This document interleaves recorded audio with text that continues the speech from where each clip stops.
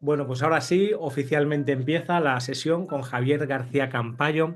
Ya estamos diciendo que, como siempre, tenemos esta idea de que al final de las sesiones nos quedaremos por lo menos media hora, aunque Mardía y yo estemos ya con los niños, para que podáis charlar y conoceros también los participantes en el curso entre vosotros y que no sea nada más que el momento de la lección y ya está. Así que quien quiere, quien se anime. También en el grupo de Telegram está habiendo ya quedadas presenciales y va a haber en Madrid una muy grande que estamos muy contentos y intentaremos asistir al menos un poco si podemos. La siguiente clase será el día 1 a cargo de Mardía. ¿Y algo más tenemos que decir o anunciar? Nada, que pues eso, estaremos hasta las 9 más o menos, y eso a las 9 menos cuarto por ahí. Javier, si te parece bien, O cuando él quiera. dejas tiempo, espacio para que abrir el micrófono a la gente para que haga sus comentarios y sus preguntas, y ahí nos incorporamos también nosotros, estaremos ahí también. Sí, nos incorporaremos e intentaremos estar por aquí cerca. Y bueno, como es Navidad, yo había retado a Javier a ver si se atrevía a dar la charla con gorro de Papá Noel, pero como no lo he hecho, yo sí me lo pongo. Así que Y además es que tiene toda la pinta ahora sí, que ya te está. veo. Ya está. Yo soy Papá Noel tal cual, no necesito ya más disfraz, que me pongo el gorro y ya está. Así, mira, Papá Noel. Y con este jersey que llevas hoy así tan cálido. Venga, pues Te falta el adelante. saco, te falta el saco, Rafa. Me falta el hombre del saco, también puedo ser, ¿no? Y pues nada, ya está. Cuando Muy bien. quieras, feliz Navidad a todos y escuchamos a Javier encantados. Bueno, pues muchas gracias, María, Rafa, por la invitación y bienvenidos, un placer estar con vosotros aquí. Vamos a hablar de los Brahmaviharas. Me podéis hacer preguntas en todo momento por el chat, si queréis, y yo intento contestarlas. Sí que la invitación es hacerlas sobre lo que ya hemos visto. Yo voy a utilizar un apoyo de diapositivas y mi idea es hacer, si tenemos tiempo, las meditaciones de los 4 inconmensurables, de los 4 Brahmaviharas. Vamos a ir un poco ajustados si solo tenemos hasta menos 10 o así, pero bueno, intentaremos hacerlo. Las tiempos os las compartiré, por supuesto. Veis que vamos a hablar de esto, de los 4, y estos son los 4 inconmensurables. Básicamente vamos a hablar algo del concepto y la historia de este tipo de meditaciones. Vamos a desarrollarlas y hacer las 4 meditaciones y una muy breve conclusión sobre lo que son y para lo que sirven. Os decía que, Rafa, que en este libro está un poco el resumen de todo. Yo me voy a ceñir al libro porque fue un trabajo, digamos, de revisión importante. Entonces, para contextualizar, en psicología se acepta que hay 3 tipos de meditaciones. Hay más de 200, así como psicoterapias. Se considera que hay unas 200, pero que se pueden englobar en estas 3. Dahl y otros autores como Luch, etcétera, en este artículo hicieron esa clasificación que se sigue en la psicología. Las atencionales, cuyo objetivo sería el desarrollo de la atención, y ahí estaría mindfulness, pero no es la única. Luego veremos que hay 3 tipos de meditaciones atencionales. Luego estarían las meditaciones generativas, que lo que pretenden es desarrollar cualidades que la mente no tiene o tiene de forma insuficiente. Y aquí estarían los Brahmaviharas. Aquí está la compasión, está la aceptación, está la ecuanimidad, etc. Son un tipo de meditaciones que tienden a utilizar, por ejemplo, el discurso, el razonamiento, tienden a utilizar también la visualización. Mientras que las atencionales en general no se utiliza demasiado el discurso y poco la visualización. Y luego habría un tercer tipo de meditaciones que serían las deconstructivas, cuyo objetivo sería percibir tanto la realidad como la naturaleza de la mente, sobre todo el yo, de una forma mucho más objetiva. Todas ellas son diferentes, pero están conectadas. Quiero decir que al hacer prácticas atencionales uno genera de una forma natural, por ejemplo, compasión y se acerca a lo de constructivo y viceversa. Son diferentes, pero están relacionadas. Las meditaciones generativas, como son los Brahmaviharas, lo que permiten es alcanzar estados más profundos de meditación. Son meditaciones que podríamos considerar auxiliares de alguna forma, pero muy necesarias para esa profundización, porque, como os decía, desarrollan cualidades auxiliares, pero que son imprescindibles para la estabilidad de la mente, para ver dónde va el mono. Ya sabéis que la metáfora que se suele utilizar cuando se habla de meditación es que la mente es un mono loco, que está continuamente moviéndose, y a esa mente, a ese mono loco, se le ata con la cuerda de la atención a la estaca del cuerpo. El cuerpo en general suele ser el soporte de meditación en las meditaciones atencionales porque el cuerpo siempre está en el presente, ¿no? Entonces, llevar la atención al cuerpo es llevar la atención al presente y estabilizar la atención. La meditación atencional lo que pretende es eso, entrenar al mono atándolo, el mono se va a resistir, que es lo que suele pasar cuando empezamos a meditar, pero con el tiempo, digamos que el mono se va acostumbrando a estar atado, a no moverse demasiado, porque ve que no puede escapar de la atención, y entonces se le puede soltar ya la cuerda y no va a salir corriendo, porque ya está estabilizado y ya está amaestrado. Esa sería una forma de entrenar la atención. Y otra forma complementaria sería ver por qué quiere moverse el mono. ¿Por qué quiere moverse la mente? No sé si se ve la diferencia, es una diferencia abismal. ¿eh? Eh, ¿Por qué quiere moverse la mente, el mono? Normalmente porque no está convencida de que la felicidad está en uno. Piensa que la felicidad está en objetos externos. Entonces quiere moverse por eso. O quiere moverse porque eh, eh, hay cosas que no acepta. Y entonces está continuamente pensando en lo que no acepta. O hay personas a las que no perdona, a otros o a sí mismo. No sé si se ve, ¿no? Hay una serie de temas que suelen ser los nucleares, o hay etiquetas del yo que no le gustan, por el contrario, está demasiado apegadas a ella. Todo eso lo que produce es discurso, pensamiento, diálogo interno. ¿eh? Entonces, el mono no solamente tendría que ser entrenado con la cuerda y la estaca, sino que habría que ver por qué quiere moverse el mono. Entonces, este tipo de meditaciones auxiliares, la aceptación, la ecuanimidad, la compasión, lo que hacen es facilitar todo ese proceso y disminuir las razones por las que el mono quiere moverse. Este sería un aspecto importante. ¿Qué significa Brahma-vihara? Inconmensurables. Brahma-vihara. Vihara, originalmente en sánscrito significaba morada, luego también significó monasterio, pero morada de Brahma. Brahma, acordaos que es el dios supremo del hinduismo, y se consideraba que este era un dios muy, digamos, pacífico y bondadoso, es decir, que vivía muy feliz. De alguna forma, lo que significa Brahma-vihara es que este tipo de prácticas permiten desarrollar un estado de felicidad que es similar al que se supone que goza Brahma en su morada, en su paraíso. ¿Vale? Por otro lado, se considera inconmensurables porque el concepto como tal, es inconmensurable. ¿no? Imaginaos, la ecuanimidad, la compasión, ¿no? Son meditaciones cuyo objeto es inconmensurable, pero también es inconmensurable en el sentido de ilimitado el beneficio que producen a la persona que medita en ello. Quiero decir, un desarrollo de la ecuanimidad, un desarrollo de la compasión va a permitir un beneficio absolutamente increíble. Y también es inconmensurable por el objeto. Se pretende desarrollar la compasión o la bondad amorosa hacia todos los seres, sin excepción.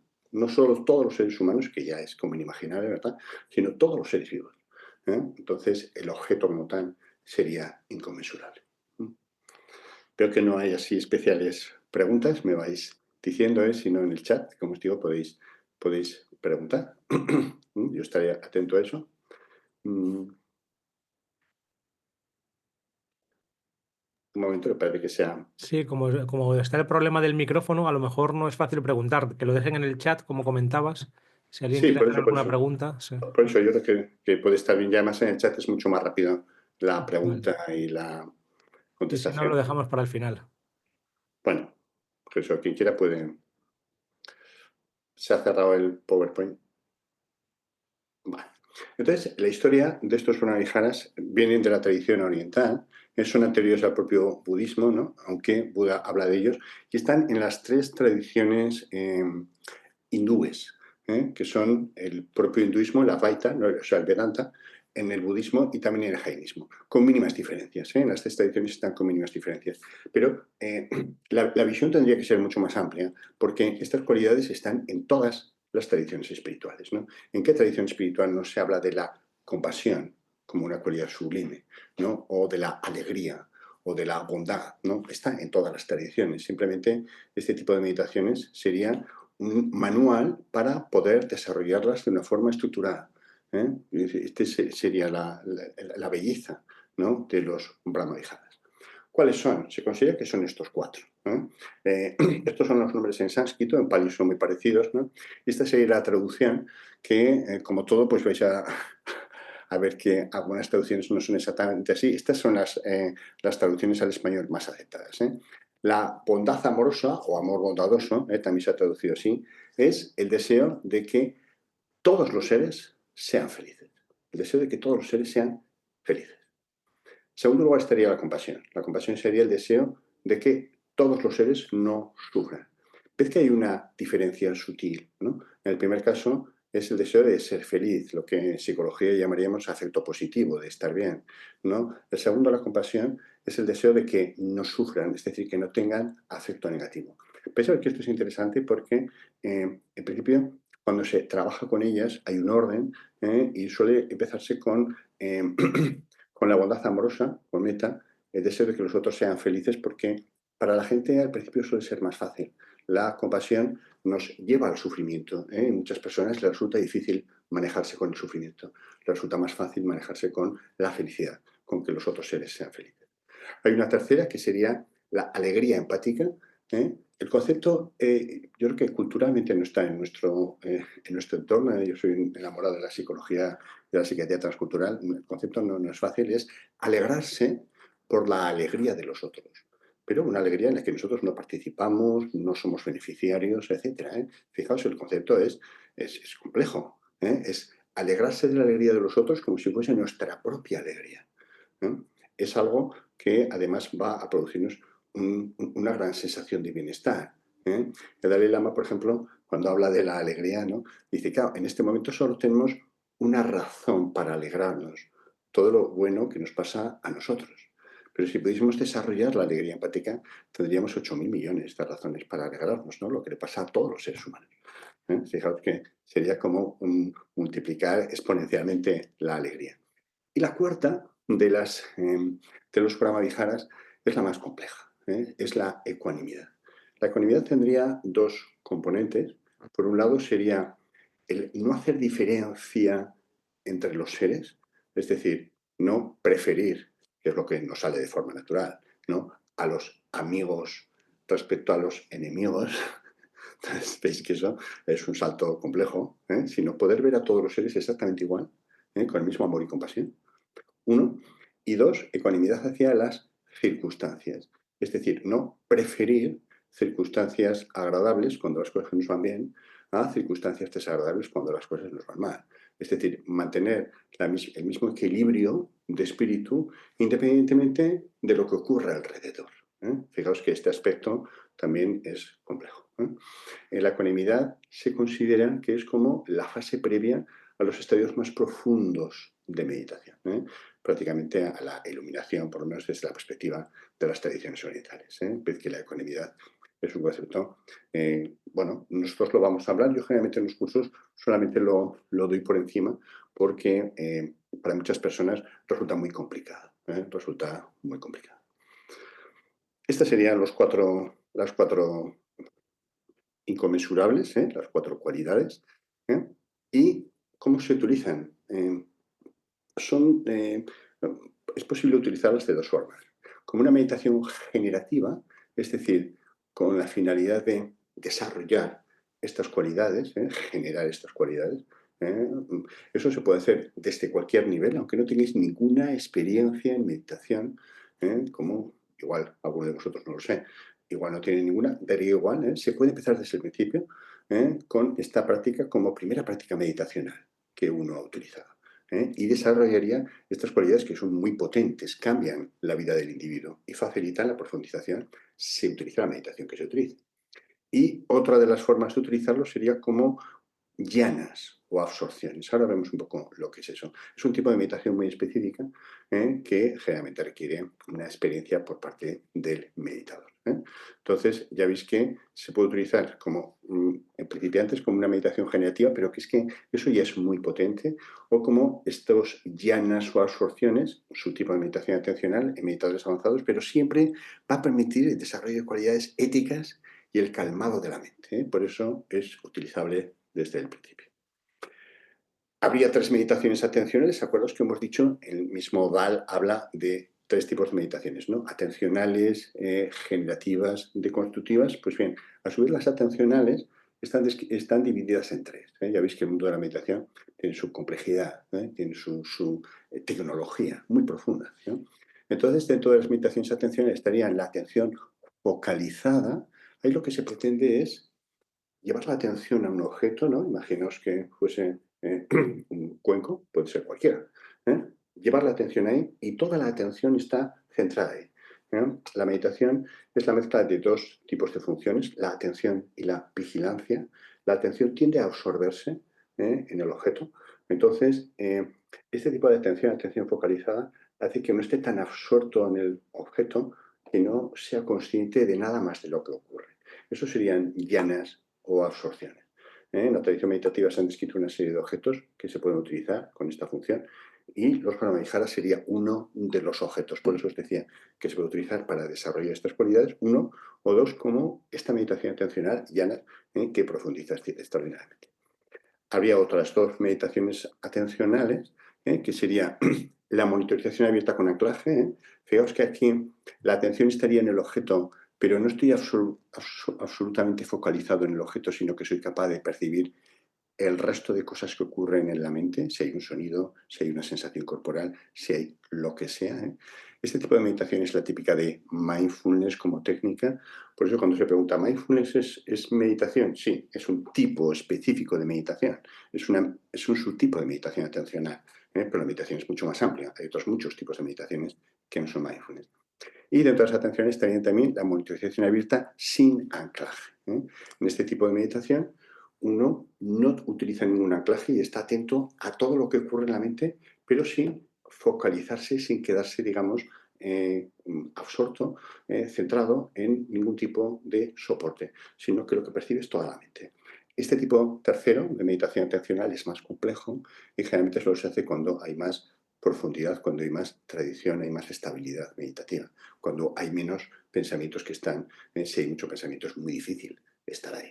Pero cuando la mente está bastante en calma, se puede soltar el soporte. Lo que os decía del mono, ¿no? Cuando el mono ya no tiene tanto interés en moverse, cuando ya está pacificado, se puede soltar perfectamente la cuerda y el mono no se va a mover.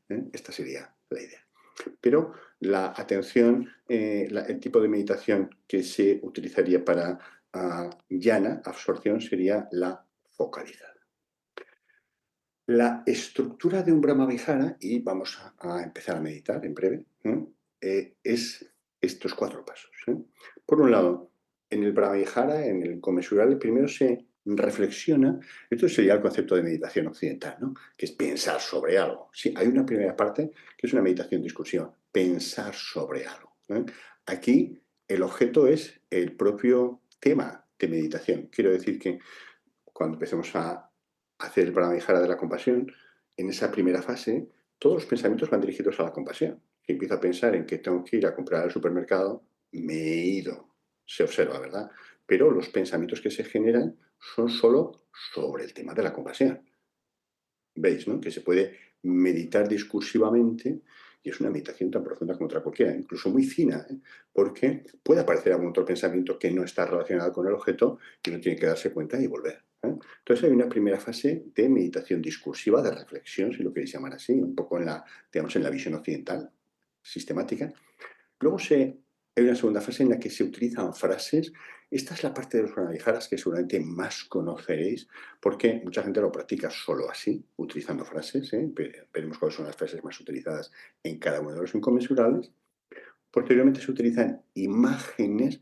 Fijaos que generalmente en meditación hay una especie de principio que es cuanto más se profundiza en la meditación, menor esfuerzo tiene que haber. Si hay esfuerzo, la meditación va a ser superficial. Tiene que ser que haya poco esfuerzo, que estemos acostumbrados. Entonces, las imágenes son menos esfuerzo que las frases y las frases son menos esfuerzos que los pensamientos. ¿Me explico? Utilizaremos imágenes, pues veremos cuáles son las más importantes y luego hay un momento en que se pasa a una cuarta fase que sería la de la absorción, donde ya no hay prácticamente imágenes. La imagen es muy sencilla, muy simple y uno está centrado en la propia emoción. Fijaos que los Brahmaviharas son emociones, pero sublimes.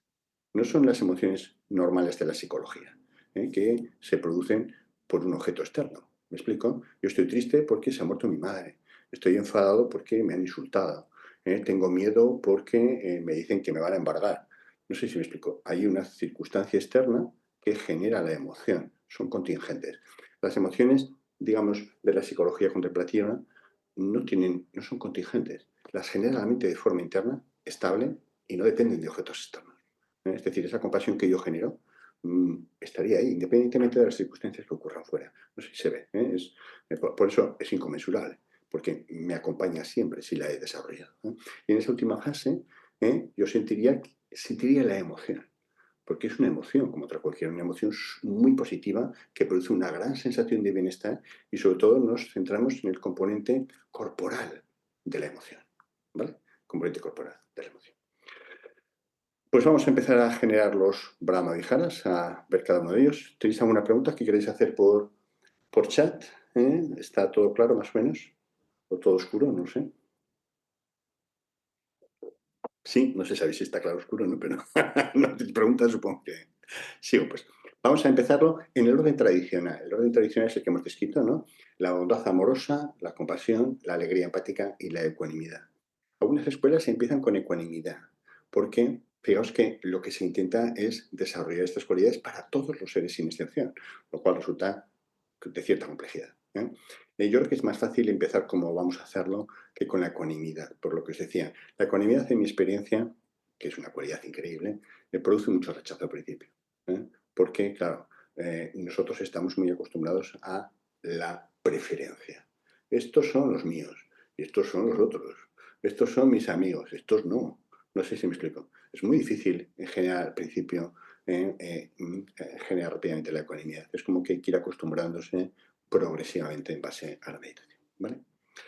Todo muy claro, dice Mardía. Pero tú no vale, Mardía. Tú no sé. No me vas a decir todo. Venga, pues, si hay dudas, vamos a empezar con la bondad amorosa. La bondad amorosa, primero vamos a ver el concepto. El concepto sería el deseo de que todos los seres sean felices. Fijaos que aquí no estamos hablando del sufrimiento. Eso sería compasión, desear que no sufran. No es compasión. Bondad amorosa es simplemente desear que sean felices. Como os decía, esta es una cualidad más fácil de desarrollar para la gente porque no te enfrenta con el sufrimiento. No tienes que tratar con el sufrimiento, que siempre es un tema que a la mayor parte de la gente le resulta difícil, ¿no? Entonces, ved lo hermoso de esta emoción, ¿no? Desear que todos los seres sean felices. Es decir, se sientan seguros, estén en paz, se sientan bien. Habría diferentes formas. Cuando veamos las frases, vamos a sugerir algunas frases, pero es posible que vosotros, se os ocurra alguna frase que pueda ser más ideal para vosotros.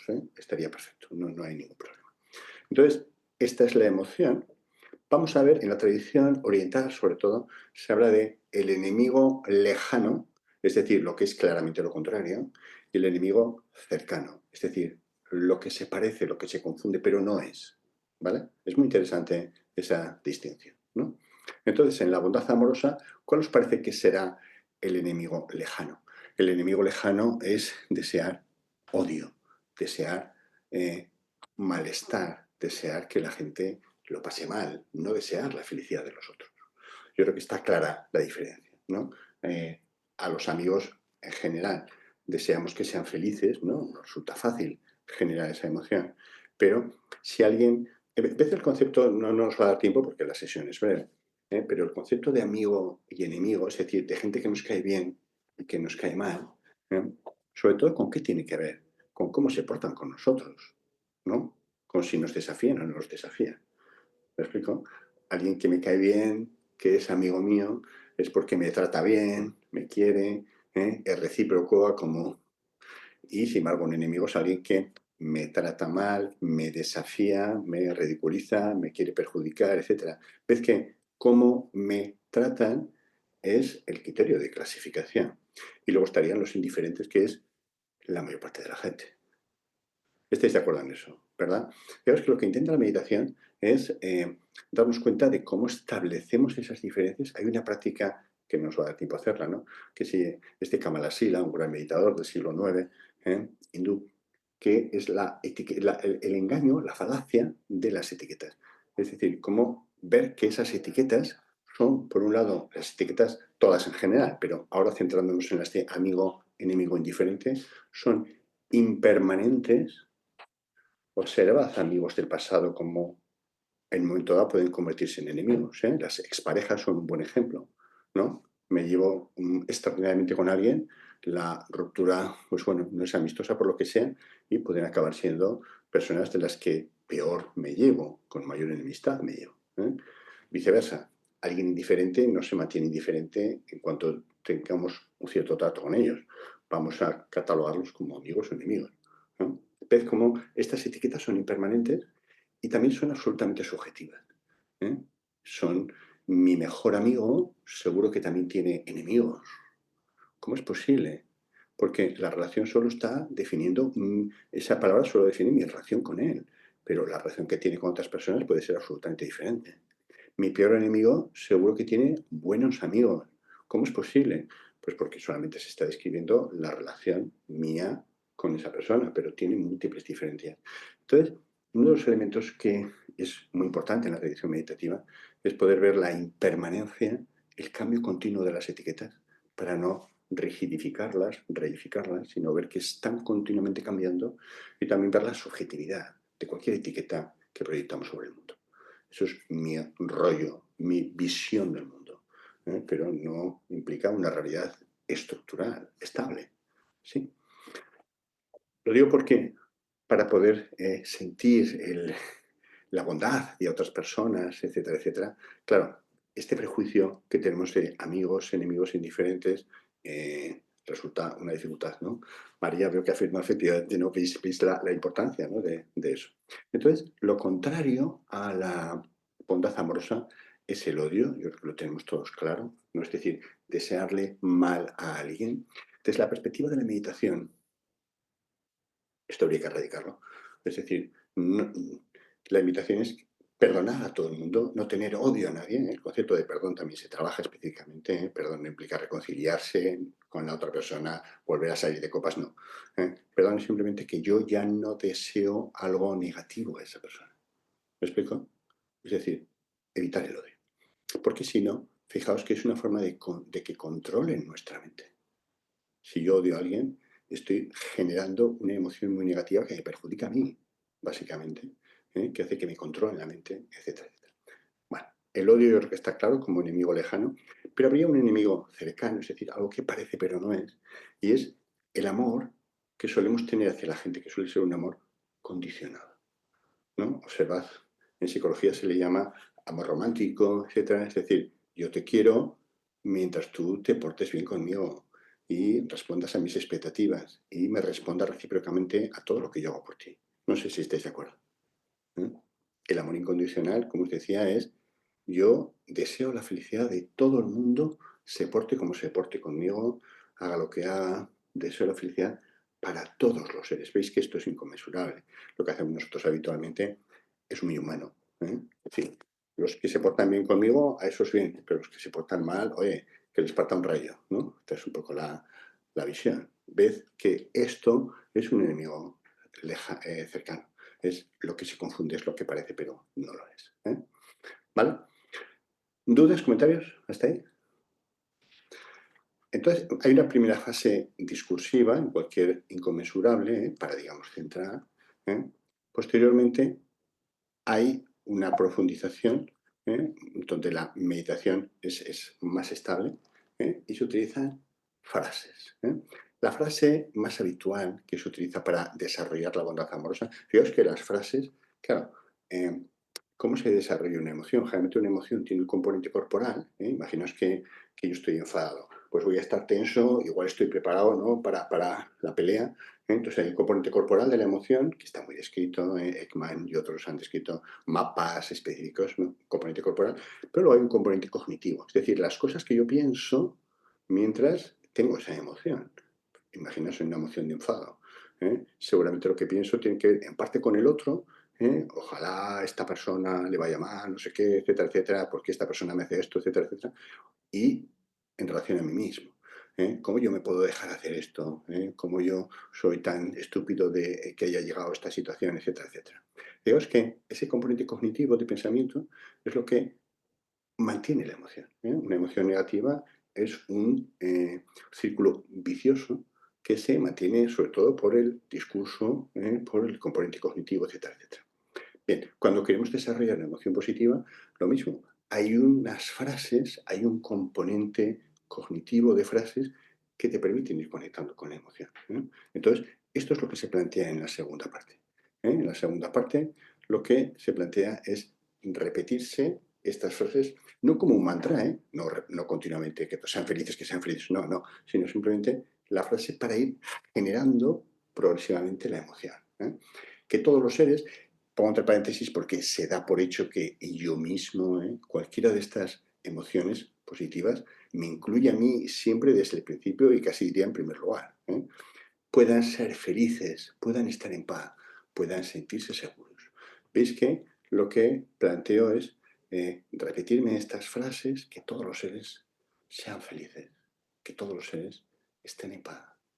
E intento conectar con esa emoción de bondad que se va generando. ¿Vale? Esa sería la idea. Ahora estamos escribiendo, no falta que meditéis todavía, lo haremos la meditación, estamos escribiendo porque el esquema es muy similar en todas ellas. Aquí la dificultad en los inconmensurables, como os decía, es qué pasa con los enemigos. Los enemigos, la gente que me cae mal, es un problema. Es un problema en el sentido de que me resulta más difícil el desarrollar estas buenas cualidades. Para muchas personas, aunque no tengan un gran entrenamiento, no les resulta especialmente difícil. Pueden, digamos, hacer una abstracción y dejarlo a todos los seres. En la tradición meditativa hay como una especie de progresión.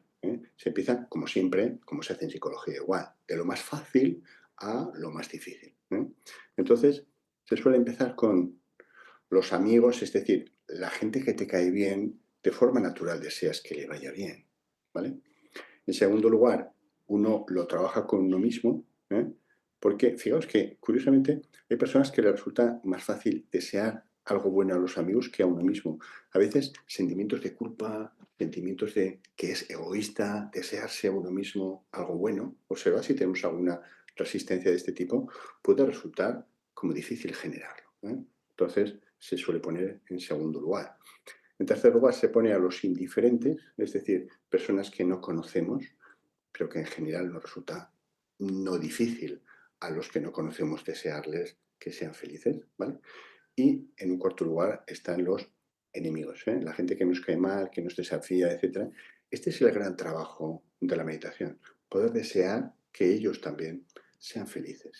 Uno de los elementos que os va a facilitar esto, ahora no tenemos tiempo de profundizar, es que la gente no es tan libre para hacer lo que sea. Observad cuando nosotros actuamos, aparentemente somos libres, pero en el fondo estamos muy condicionados por nuestra biografía, nuestras circunstancias, etcétera, etcétera. ¿Vale? Este sería, Freud, por ejemplo, decía, ¿no? La biografía es destino. Es decir, todas nuestras circunstancias previas son unos grandes condicionantes para hacer lo que hacemos, ¿no? Tener esa perspectiva clara hace que no seamos tan culpabilizantes, podamos perdonar más fácilmente a otros y a nosotros mismos, cosas que no nos gustan, que hayamos hecho, etcétera, etcétera. ¿Vale? Ese sería el esquema.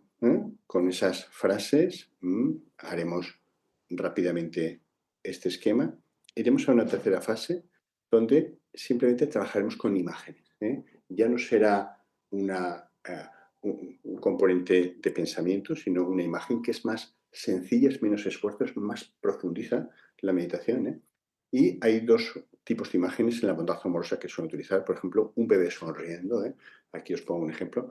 Ver un bebé sonriendo, no hace falta que sea nuestro, evidentemente, te conecta con la bondad, te conecta con una alegría natural. No sé si ¿no? Es como que hay una sensación de conexión ahí. Si alguien prefiere, en vez con un bebé, con una mascota, un gatito, un perrito recién nacido, que simplemente se le ve feliz, sonriente, es exactamente igual. También genera de una forma sencilla esa emoción. ¿Ok? Y tras unos 2, 3, 5 minutos estaré, iríamos a la última fase, que sería esta, es sentir que esa emoción que, de bienestar, de bondad, que la iremos percibiendo como ese componente corporal, como un calor, como una especie de energía de irradiación, se irradia a todos los seres, a los que lo necesiten y como lo necesiten. Es decir, nosotros no nos preocupamos, no hacemos diferencias, no es un esfuerzo para nosotros, ¿eh? Es como que, creo que un poco lo que se dice en la tradición meditativa es que nadie da lo que no tiene, damos lo que tenemos.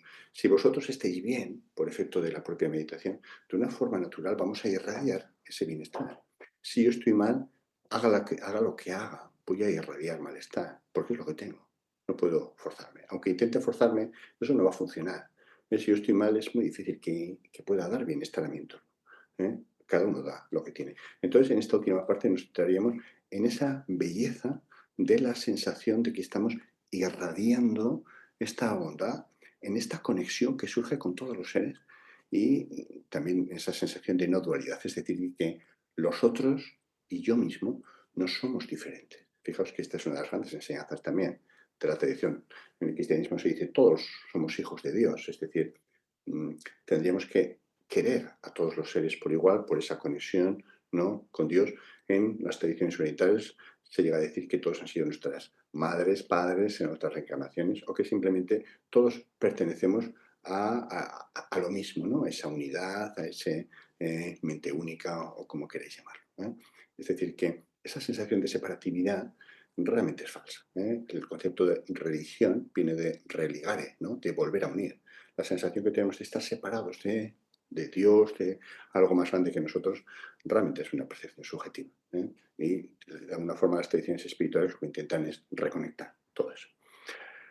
Hasta aquí la teoría previa, iríamos ahora a la práctica, ¿vale? ¿Queréis comentar algo antes de empezar? ¿No?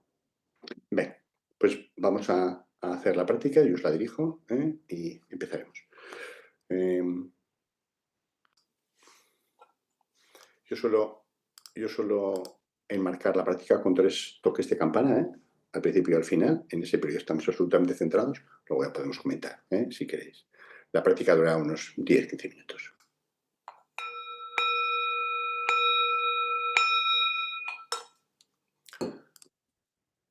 Cerramos los ojos, adoptamos la postura, una postura cómoda.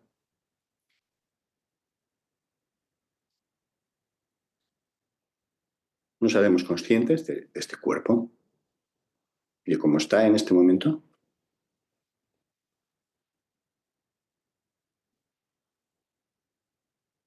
Y desarrollaríamos esta meditación, esta práctica del inconmensurable o el Brahmadihara de la bondad amorosa.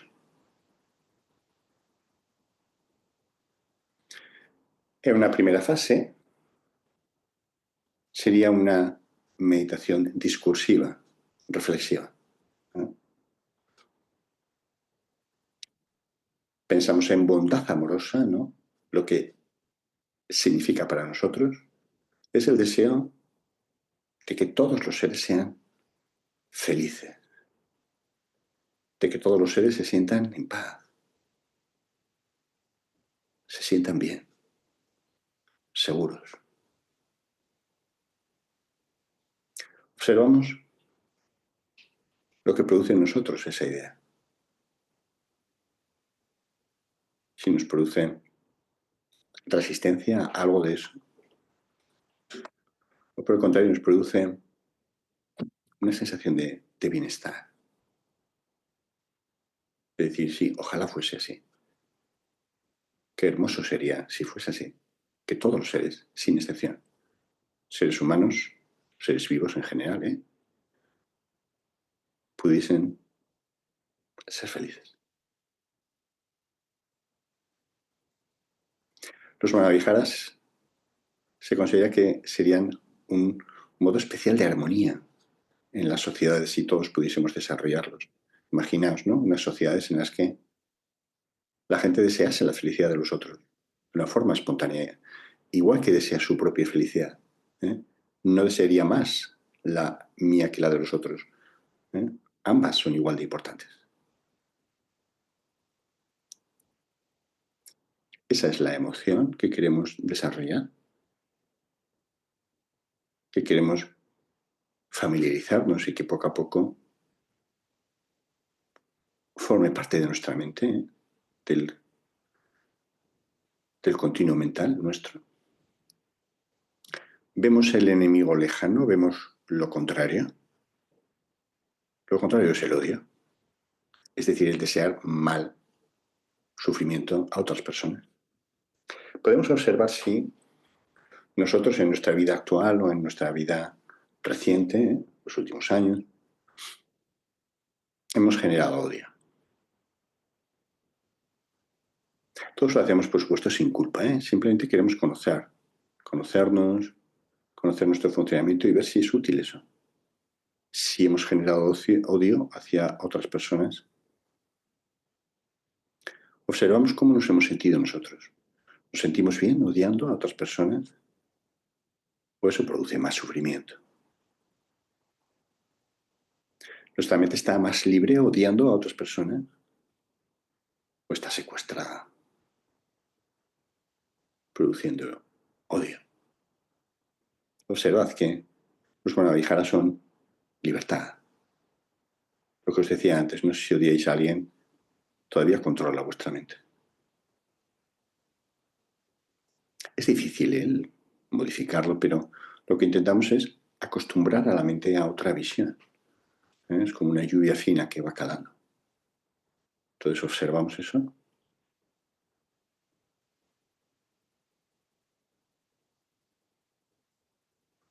Y seguramente observaremos que nos produce más sufrimiento y nos produce también más encadenamiento de la mente. Os decía que el mono tiene que estar libre.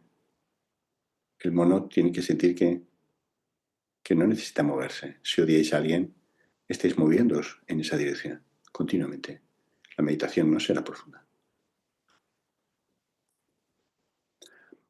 Junto al odio, el enemigo cercano, lo que se confunde, lo que parece pero no lo es el amor que nosotros establecemos habitualmente. Generalmente queremos a las personas que se portan bien con nosotros, que cumplen nuestras expectativas. Fijaos que eso no tiene ningún mérito. Eso es lo que haría cualquier persona, ¿no? No entrenada, especialmente en meditación.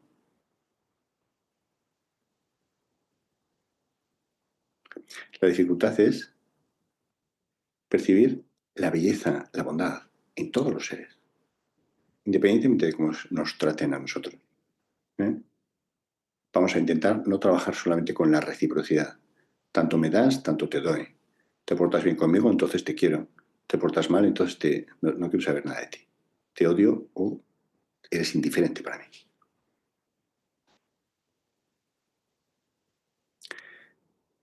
El amor inconmensurable, la bondad amorosa sería desear la bondad, independientemente de cómo nos traten a nosotros, independientemente de la relación que tengamos, independientemente de que igual algunas personas nos caen mal por sus acciones que hacen sobre el mundo. Pensad en dictadores o, en fin, personas de este tipo negativas para la sociedad. Ya sé que ahí es muy difícil no generar odio o no generar rechazo, pero como os decía, la visión sería, mucha de esta gente no puede hacer otra cosa, su propio malestar, su propio sufrimiento interno, les hace generar sufrimiento externo. Desearles la felicidad sería una forma de que si ellos están bien, puedan estar mejor en su contexto y generar menos sufrimiento para ellos y para los demás. Pero es verdad que eso para mucha gente le produce resistencia. Esta sería la parte reflexiva. Saltamos a la parte de frases. Aquí ya no pensamos, ya no reflexionamos, simplemente repetimos de vez en cuando una frase para conectar con esa emoción. En la bondad amorosa las frases son las que hemos comentado. Que todos los seres sean felices o que todos los seres puedan ser felices. Que todos los seres puedan estar en paz. Que todos los seres puedan sentirse bien. que todos los seres puedan sentirse seguros. Elegir las que prefiráis, puede ser más de una, o puede ser solo una. La estándar es que todos los seres sean felices. Fijaos que aquí nos incluimos nosotros necesariamente. Yo en general suelo decir que no suele ser necesario explicitar claramente que nosotros también, pero si para vosotros lo es, pues lo podéis hacer. Que todos los seres y yo mismo seamos felices. Aquí la invitación es a que podéis visualizar en un momento, por ejemplo, personas queridas. Podéis elegir una persona que queréis bien y sería un representante de los amigos.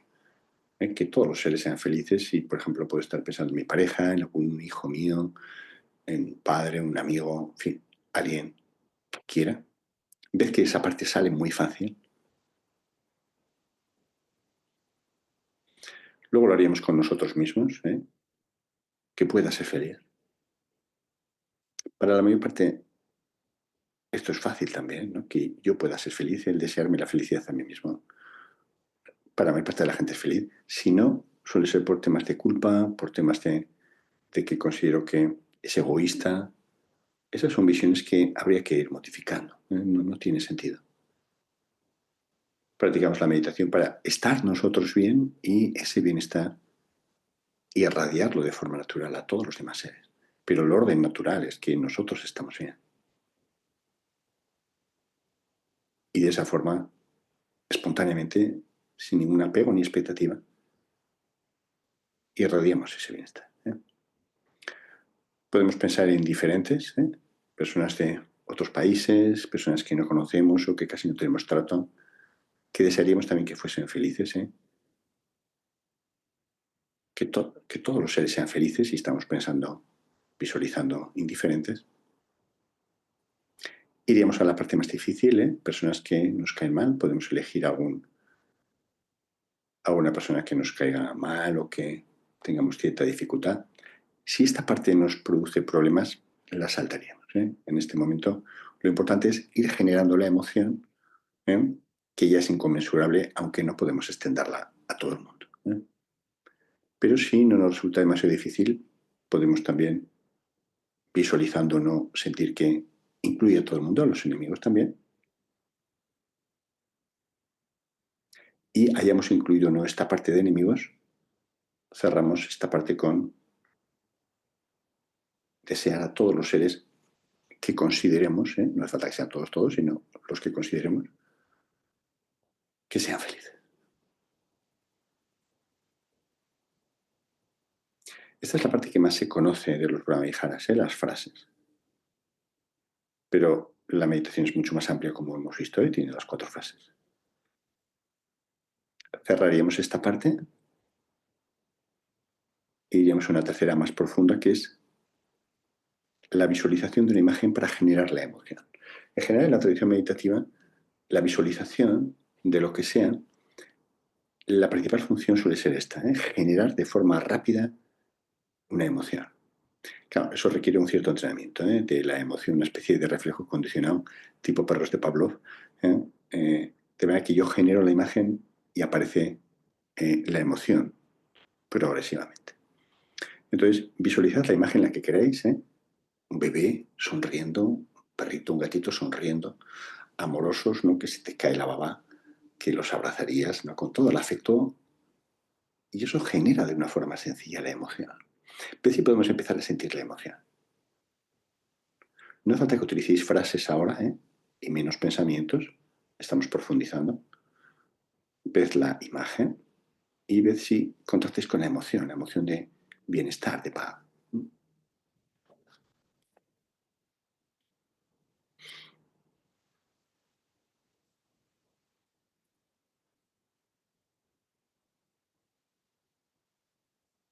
Esa emoción es muy agradable. El componente corporal es muy agradable. Y por supuesto os va a ir cambiando la mente. E iríamos a una cuarta y última parte, donde el esfuerzo es menor todavía, donde la visualización es más sencilla, porque tiene menos esfuerzo, y podríamos sentir que de nosotros no hace falta que nos visualicemos como somos, sino una especie de bola de luz, algo muy sencillo, y irradia, como si fuésemos una especie de sol, e irradia esa bondad amorosa al mundo, al universo. Podéis sentir que esa irradiación tiene el color que deseéis, blanco, amarillo, rojo, naranja, en fin, u otros. Sentís que de forma natural se irradia esa emoción. No os preocupa a quién llega. Nuestro deseo es que simplemente llegue a quien lo necesite y que lo utilice como lo necesite. La metáfora sería el sol, ¿no? El sol no está preocupado de a quién le llega el sol. Él está también que irradia esa energía. La visión de la tradición meditativa es esa. Uno está tan bien, está tan a gusto consigo mismo que irradia esa energía, irradia esa bondad. Le da igual a quién le llegue, le da igual cómo le trate, si son amigos o enemigos. Simplemente la regala. Podéis, junto a esa visualización muy sencilla, como si fueseis una especie de globo, de sol que irradia al universo, podéis, si queréis, acompañarlo de una especie de sonido, ¿no? Una especie de un sonido que es parecido a veces a lo que se ha descrito, no hablaré de ello ahora, el sonido del silencio. Es un tipo de meditación. Podéis utilizarlo o no, el sonido, simplemente si os puede servir de ayuda. Porque la idea es que no se generan pensamientos. Y la visualización es muy sencilla, tampoco hay frases. La atención estaría en la emoción, en el componente corporal. Es una sensación de calor en el cuerpo, de conexión, de expansión, de que se irradia al mundo y de felicidad. Y percibiríais la belleza de esa bondad, la belleza de regalarla al universo, la belleza de la conexión, e incluso de esa sensación de no dualidad, de que los demás seres y yo mismo no somos algo diferente, somos lo mismo, somos parte de algo mucho más grande, de algo trascendente. Os dejo unos segundos y termino.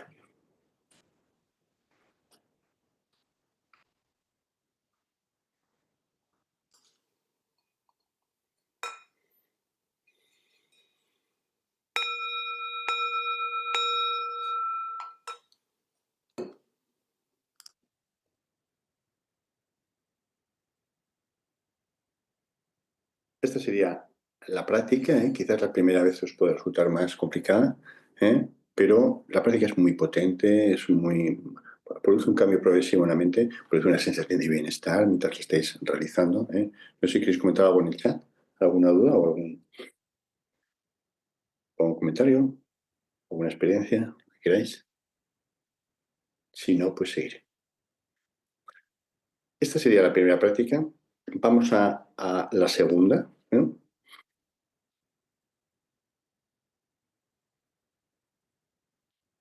Que sería la compasión. La compasión es muy parecida a la bondad amorosa. La única diferencia es que en vez de desear que los seres no sean felices, es desear que los seres no sufran. Hay esa pequeña diferencia, ¿no? Lo que os decía, el aspecto de psicología positiva, debes hacer todas las fases siempre, María, no sería imprescindible. Puedes irte a la segunda y tercera fase, hay gente que resulta más fácil. Así es como generalmente se enseña, con solo segunda fase.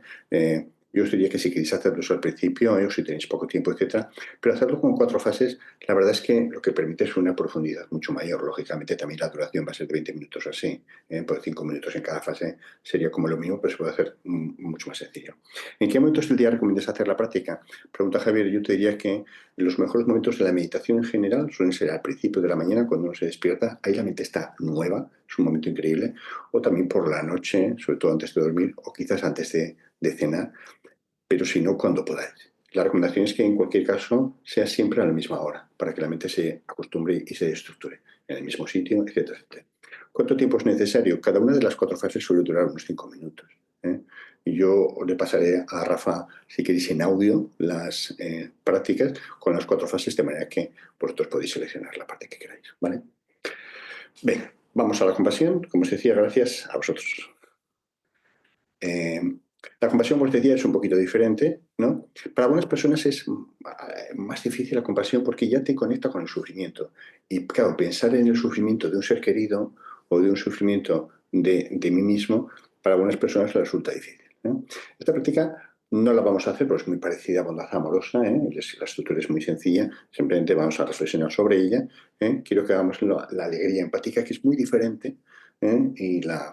Entonces, vez que es desear que los seres no sufran, aquí el enemigo lejano sería la crueldad. No sería el simple odio, sino el realizar un acto de crueldad, ¿eh?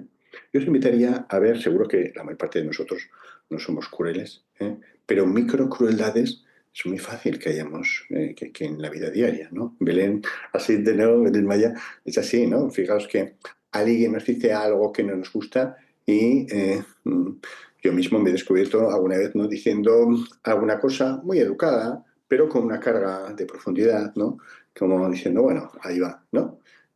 Por ejemplo, ¿no? Que en las relaciones interpersonales es muy difícil que no haya microcrueldades, de este tipo. Ves la inutilidad de ese tipo de funcionamiento, el sufrimiento que nos produce a nosotros y, por supuesto, a los demás, ¿no? Entonces, bueno, la crueldad, claro, la crueldad obvia de hacer daño a idea, físico, a otro, pues es muy obvio, ¿no? Yo supongo que la mayor parte de nosotros no hace eso, pero sí con la palabra o con el pensamiento, pues bueno, es posible que sea, ¿eh? Simplemente ves eso y lo que sería el enemigo cercano, vale la pena verlo, ¿no? Aquello con lo que se confunde y que no es. Habría dos aspectos, dos formas. Por un lado estaría la lástima, ¿eh? Creo que la lástima ha sido un poco el concepto de compasión, también en nuestro contexto, digamos, judeocristiano, ¿no? Es decir, si yo tengo compasión por alguien, es como que yo estoy muy por encima y el otro pobrecito está ahí por debajo, ¿eh? Yo me acuerdo como cuando yo he ido a un colegio religioso toda la vida, ¿no? Cuando se hacían esas colectas para el Domun, etcétera, había un cierto concepto en ese sentido, ¿no? Es decir, nosotros somos superiores a la gente que recibe esta colecta. No sé si se ve la... es muy sutil a veces, que decir, eso no invalida necesariamente la acción, pero no puede haber sentimiento de superioridad. Quiero decir, yo deseo que los demás seres no sufran, todos los seres. Quiero decir, porque nadie, esto es muy importante, nadie se merece sufrir. Nadie se merece sufrir. Lo que pasa es que en el mundo va a haber sufrimiento porque es la estructura del mundo. Todos vamos a envejecer, a enfermar y a morir. Nosotros y nuestros seres queridos. Ese sufrimiento es inevitable, ¿eh? Pero nadie se merece sufrir como tal, ¿eh? Entonces no tendría que haber ese sentimiento, no, somos todos iguales. Todos estamos en el mismo barco, que es este mundo. Todos somos iguales en el sentido de que todos buscamos compulsivamente la felicidad y todos buscamos evitar el sufrimiento. En eso somos todos iguales. Eso es muy importante. Esto es lo que se llama humanidad compartida. Es decir, todos buscamos lo mismo, ser felices y no sufrir, ¿eh? Entonces, eso tendría que generar una especie de complicidad hacia todos los seres, ¿eh? No solo humanos, sino vivos, porque también buscan lo mismo, ¿vale? Y luego otro componente de enemigo cercano sería el contagio emocional, ¿vale? El contagio emocional es muy importante verlo y es difícil evitarlo, ¿eh? Pero vale la pena que lo trabajemos. De nuevo, como las sesiones cortas, cuando trabajamos con compasión, es algo de entre lo que insistimos. Vemos que la palabra ya etimológicamente en latín, en español, en catalán, etcétera, significa compasio es sufrir con pasio, ¿no? Sufrir con, ¿no? Es decir, hay como una expectativa social de que si yo sufro y tú me quieres, aunque ese sufrimiento no sea tuyo, tú tienes que sufrir también si me quieres. No sé si se ve la jugada, ¿eh? Imaginaos que mi padre está enfermo, ¿no? Pues es como que tuviese la expectativa de que mi mujer, que no es su padre, ¿vale? Lo puede conocer y tal, pero no es lo mismo, también tiene que sufrir porque yo estoy sufriendo. No sé si se ve.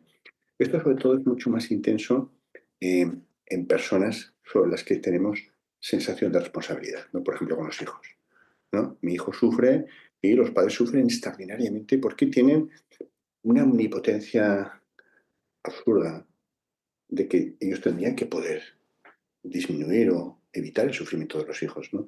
Uno de los temas que se trabaja, no ahora, no en los programas de Mijares, pero es que nadie puede evitar el sufrimiento de otros. Solo uno mismo puede evitar el sufrimiento de otros. No es tan fácil eso, ¿no? Entonces, bueno, eh, ves este contagio emocional que está en la base de, por ejemplo, el quemado profesional, en las profesiones de ayuda, que está en la base de el síndrome del cuidador, etcétera, etcétera, ¿eh?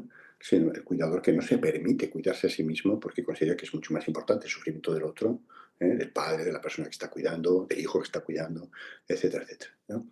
Entonces, la auténtica compasión no debería contagiarse emocionalmente. Y así que esto es muy complicado, ¿eh? Eh, porque si no, no puedes ayudar a la otra persona, no puedes estar con él, ¿eh? Thich Nhat Hanh, el famoso maestro zen vietnamita, decía que el mayor regalo que puede hacer el ser humano es su presencia consciente. Eso no tiene nada, no es mejorable con nada, ¿no? Ahí tendríamos que estar, ¿vale? Venga, entonces, que todos los seres y yo mismo pueden estar libres del sufrimiento. Esta sería la frase, que todos los seres y yo mismo pueden estar libres del sufrimiento, y de nuevo lo haríamos en el mismo proceso, ¿eh? Es posible que con los enemigos nos atasquemos, si nos atascamos lo saltamos, un poco lo que hemos hecho ahora, ¿eh? Y simplemente lo desearíamos a amigos, a indiferentes, a todos los seres, si queréis, quitando a los enemigos. Con el tiempo uno se da cuenta de que los enemigos hacen lo que pueden también, ¿eh? Igual que nosotros mismos hemos hecho lo que hemos podido, y por eso el perdonarnos a nosotros mismos cosas del pasado tendría que ser algo natural, ¿eh? Las imágenes que se utilizan ya no es la de un bebé sonriendo, sino la de un bebé asustado al que protegemos. Fijaos la sensación de compasión, de afecto, de cuidado que produce, ¿no?, esta madre protegiendo a ese niño que llora. Esa sería la visión de la compasión, ¿no? Es decir, el poder ver a todos los seres como seres que sufren, y nosotros, gracias a la práctica de la meditación, que estamos un poco mejor, el sentir que intentamos ayudar a que los demás no sufran. Sin expectativa, quiero decir que no siempre vamos a poder, lo que siempre vamos a poder hacer es dar nuestra presencia consciente. Eso tiene un valor incalculable, ¿eh? Pero no necesariamente vamos a poder quitar el sufrimiento de las otras personas, pero muchas veces es muy complejo, ¿eh? ¿Ves esta imagen? ¿Eh? Si no queréis la de un bebé, podéis utilizar la de un gatito, un perrito asustados, ¿no?, y que vosotros le estáis calmando, acariciándolo, etcétera, le calmáis, es decir, elimináis, disminuís su sufrimiento, ¿vale? La cuarta parte sería exactamente igual, se irradia, ¿eh? La cuarta parte es la fase de absorción, sería exactamente igual, ¿ok? Esta sería la práctica de la compasión, no la vamos a hacer, es muy parecida a la bondad amorosa, ¿eh? Hay una pequeña diferencia. Cuesta un poquito más, ¿eh?, el ver el sufrimiento de los amigos y sentir que uno lo irradia. A veces cuesta, pero es algo que ocurre, ¿no? Todos los seres humanos vamos a sufrir, ¿no? Y todos vamos a tener que experimentar el sufrimiento de seres queridos, igual que nuestro sufrimiento, igual que el sufrimiento de cualquier otra persona, ¿vale? ¿Dudas, comentarios hasta ahí para esa parte de la compasión? Como os decía, compasión y bondad amorosa van muy relacionadas, ¿eh? No vamos a hacer la práctica porque no tenemos mucho tiempo. Prefiero centrarme en la alegría empática, y la ecuanimidad también la comentaré, ¿eh? Seguramente no la haremos, la comentaré porque dará juego, porque es una emoción muy compleja. ¿No hay preguntas? Vale. Vamos a la alegría empática. La alegría empática es rara también. La cuarta parte en la irradiación me queda claro cómo sería, preguntó Omar. Sí, la visualización es más...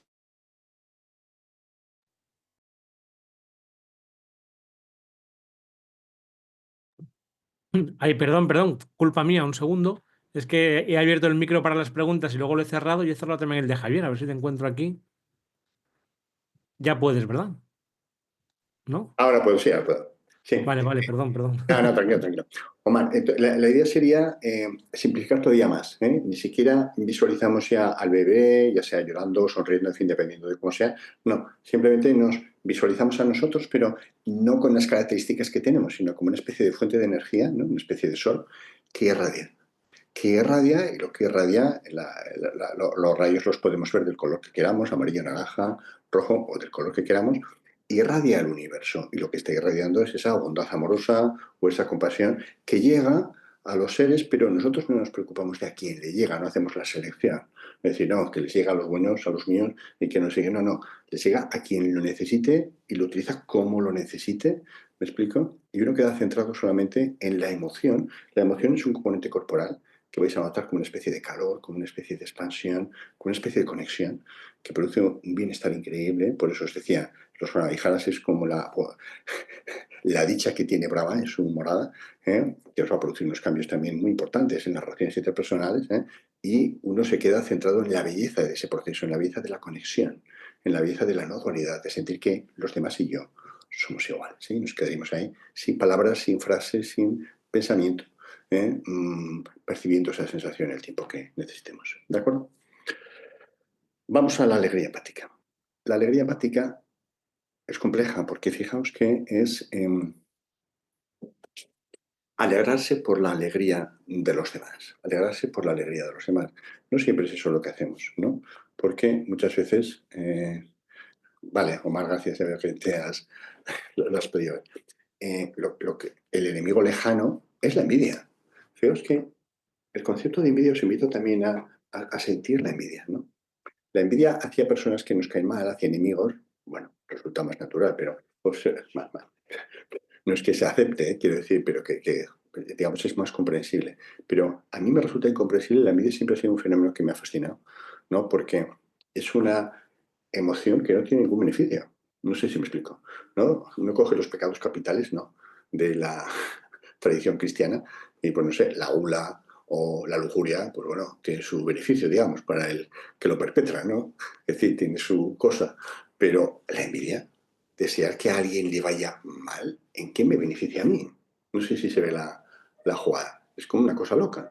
Y fijaos que la envidia, como os decía, no solamente nos puede ocurrir con personas que nos caen mal, sino con gente que queremos.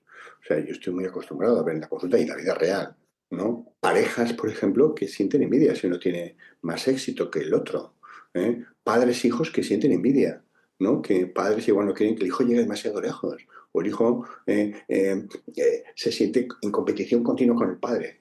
Hijos madres, igual, quiero decir, hijos con padres, o con amigos, ¿no? Muchas veces uno quiere que a los amigos le vayan bien las cosas, pero no tan bien que le vaya mucho mejor que a nosotros, ¿no? Alguien se ríe, ¿no? Esto es muy frecuente. Yo muchas veces he oído esto, ¿no? Diciendo que le vaya bien, pero hombre, tampoco, ¿no? Es como una cosa consustancial, ¿no? Ver la envidia en y lo inútil que es y lo absurdo. La envidia, de nuevo, no nos da tiempo a verlo, ¿no? Pero suele generarse en los primeros años de vida, ¿eh? Generalmente cuando hay hermanos. Porque la idea mágica que tiene el niño, la niña, es que el amor de los padres es limitado. ¿Me explico? Es como una tarta. Y que si quieren mucho a mis hermanos, pues no me queda ni casi tarta. Es una idea absurda, porque el amor de los padres es ilimitado. Yo puedo querer ilimitadamente a mi hijo, a mi otro hijo, al otro, ¿no? Pero es como una fantasía que se genera, ¿eh? Ese es uno de los temas de la envidia, ¿no? El considerar que la felicidad, esto a nivel social se le llama la filosofía de la carencia, ¿no? Es como sentir que en el mundo hay X felicidad, ¿no? Y entonces, si a la gente le va muy bien, joder, me están quitando la felicidad que hay en el mundo. Absurdo, ¿no? En vez de vivir una filosofía de la abundancia y sentir que la felicidad es ilimitada para todos, ¿no? Que cuantos más tengamos, mejor. Y luego hay un segundo aspecto que yo le llamo la falacia de la justicia.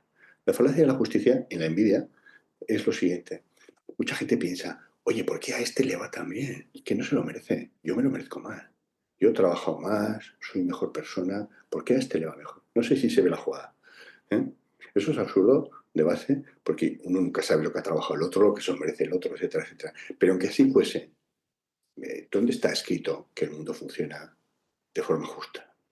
No, el mundo funciona como funciona, el mundo es estructuralmente imperfecto. Y esto es lo que hay. Valentina, como no decía, no te ha gustado lo de la imperfección, pero eso tiene que ver con los deberías, ¿no? En terapia cognitiva se habla mucho de los deberías. O sea, el mundo tiene que ser justo. ¿Dónde está escrito eso? Eso no funciona así, ¿no? Vale. Entonces, vista los enemigos lejanos y cercanos, o sea, el enemigo lejano de envidia, de los enemigos cercanos. El enemigo cercano estaría, por un lado, el orgullo por los míos. Fijaos que eso no sería alegría, ¿eh?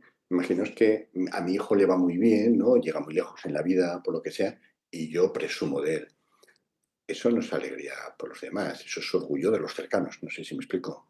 Porque María, sí, ves la diferencia. No, la alegría por los demás es alegría de gente que yo no conozco, también de los que conozco, pero cuando yo no he participado necesariamente en eso, ni me beneficio en esto. Que mi hijo tenga éxito, yo siento que he participado, gracias a mí, y además me beneficio porque si ¿me explico? No, es la alegría del mundo, la alegría del mundo. Eso es realmente generoso, es realmente generoso. No es fácil. Y luego habría un enemigo cercano, complejo, que sería el entusiasmo forzado. El entusiasmo forzado, igual conocéis gente que es como que tiene que presumir de que es feliz, es como que tiene que presumir de que las cosas le van bien. Y casi resulta un poco molesto. Pero bueno, que la vida no es así, ¿no? Es como que tiene esa necesidad de presumir. Bueno, lo dejo ahí. ¿eh? Entonces, las frases serían que pueda alegrarme de la alegría de todos los seres como si fuera mía, que pueda alegrarme de la alegría de todos los seres como si fuera mía. Fijaos que esto es muy complicado, ¿verdad? Porque la alegría del otro como si fuese mía es complicado.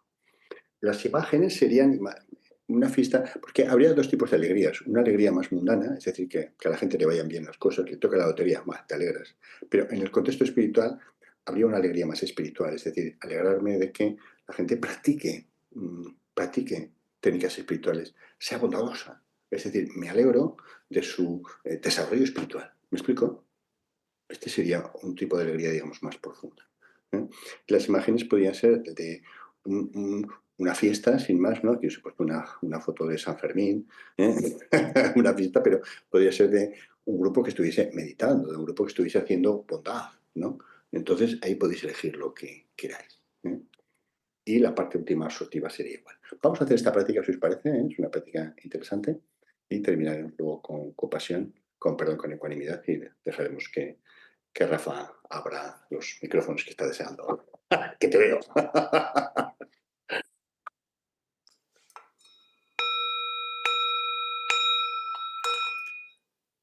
Venga, pues cerramos los ojos y os invito a, primera parte, discursiva, la alegría empática. Es decir, alegrarme por la alegría de los otros. Porque a los demás les vaya bien. Os insisto, sin que yo me beneficie y sin que yo haya participado en eso. Es alegrarse por la alegría. Lo más parecido a eso es alegrarse por la alegría de los hijos, ¿no? Es decir, imaginaos que mi hijo, por ejemplo, tiene un trabajo muy bueno en Estados Unidos, ¿no? Y yo sé que no va a volver a venir a verme. Ah, ¿por qué? Porque está muy lejos. Pero como a él le va muy bien, me alegro. Aunque a mí me perjudica. Lo más parecido sería algo así. Es decir, alegrarme por la alegría de los otros. Pensad en situaciones de alegría. En algunas situaciones puede resultar más fácil, ¿no? Imaginaos que mañana se declarase la paz, ¿no? En Gaza o en Ucrania o tal. Pero que todos nos alegraríamos de forma espontánea, ¿no? Esa sería una alegría empática. ¿eh? Inicialmente no hay un beneficio para nosotros, no hemos participado, ¿no? Nos alegramos por la alegría del mundo. ¿eh? Puede ser, como os decía, en un componente más material, ¿no? Una fiesta donde veis que la gente lo está pasando bien, es feliz, o una alegría, digamos, más espiritual, donde os alegréis por su práctica. Me alegro de que esta persona realice su práctica espiritual, tenga, digamos, desarrollo espiritual. Bueno,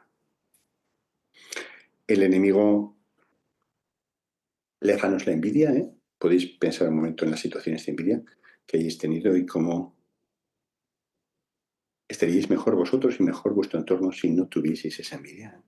Observad si tenéis envidia a algunas personas, en algunas circunstancias, en algunos contextos, y ved el absurdo de eso, el sufrimiento de eso. ¿no? Y el enemigo cercano sería el orgullo por los míos. Eso, daos cuenta, cuando ocurre está perfecto. Es decir, podéis sentiros orgullosos de que las cosas les vayan bien a vuestra gente querida, pero eso no es alegría empática, simplemente daos cuenta de ello. ¿vale? Vamos a una segunda parte, que son las frases que pueda alegrarme de la alegría de los demás, de la felicidad de los demás, como si fuese mía. Esta segunda parte, relajadla un poco, porque como si fuese mía para mucha gente es muy complicada, pero simplemente que pueda alegrarme de la alegría de los otros. Fijaos que la alegría empática sería un motor importante de bienestar para nosotros, si pudiésemos hacerlo. A alguien le van bien las cosas y yo me siento muy bien, me siento feliz. Es como que siento, el mundo va bien. A fulanito le van bien las cosas, siento que el mundo va bien. Es una filosofía de la abundancia. Me alegro de que haya felicidad en el mundo. Es muy beneficioso para nosotros. Aquí lo mismo, puede haber dificultades con los enemigos. Si las tenéis, pues lo dejáis. Podéis alegraros de la alegría de vuestros amigos, de vuestra propia alegría, evidentemente, de los indiferentes, gente que no conocéis, pero que si les va bien os sentís bien también. Si podéis a los enemigos los incluís y si no, pues sentís a todos los seres, pero quitando los enemigos si tenéis dificultades o no quitándolos si no los tenéis. Vamos a una tercera fase que sería de imágenes, ya no hay frases, ya no hay pensamientos como en la primera, ni frases como en la segunda. Lo que más fácil os resulte. Si os resulta más fácil la alegría mundana, podéis pensar en una fiesta, no sé, las fallas o San Fermín o lo que sea, donde la gente se le ve muy feliz. Ahí también nos podemos alegrar, absolutamente. Quiere decir que lo que os alegra es la alegría de los demás, o que las cosas le vayan bien, ¿no? Toca la lotería ahora, veis a la gente que toca la lotería y nos alegramos. Qué bien, ¿no? Que esta gente pueda ser feliz. Pero habría una alegría más profunda en general que va ligada a la práctica espiritual, ¿no? Nos alegraríamos también de que la gente practique, profundice en su práctica espiritual, meditativa, de bondad o como queréis llamarla. Todo eso es alegría. Si podéis estar ahí, cerramos con la parte de absorción, la cuarta y última. Imagináis esa especie de sol que somos nosotros, de bola de energía, que irradia de forma natural esa alegría hacia todo el universo, sin preocuparos a quién le llega, que le llegue a quien lo necesite y que lo utilice como quiera, porque nosotros estamos también que lo regalamos, que nos sale de forma espontánea, ¿no? Podéis sentir eso como esa energía, ese calor, contactad con esa emoción, componente corporal, ese calor que os produce conexión, que os produce expansión hacia afuera. Podéis, si queréis, pensar en o sentir este sonido, ¿no? Que también se produce al irradiar, pero es optativo, si os produce más dificultad simplemente lo obviáis. Llega a todo el universo y la atención está puesta en el proceso de la emoción, la belleza de poder sentir eso, la alegría por todos los seres, en sentir la conexión con los demás seres, en sentir que no somos diferentes, que los demás seres y yo somos lo mismo.